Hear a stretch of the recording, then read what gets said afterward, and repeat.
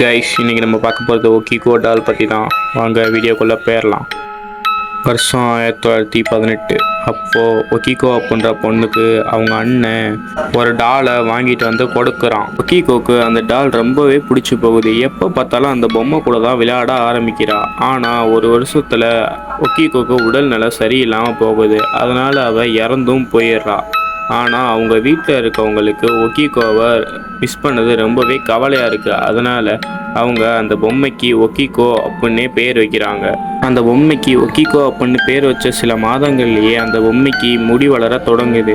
அதை பார்த்த ஒக்கிகோவோட அம்மா இந்த பொம்மைக்குள்ள ஒக்கிகோவோட ஆவி தான் வந்திருக்கு அப்படின்னு நினைக்கிறாங்க. ஒக்கிகோவோட யாபகமாக இந்த பொம்மையை வழிபாட்டு அறையில் வச்சு வணங்கவும் ஆரம்பிக்கிறாங்க.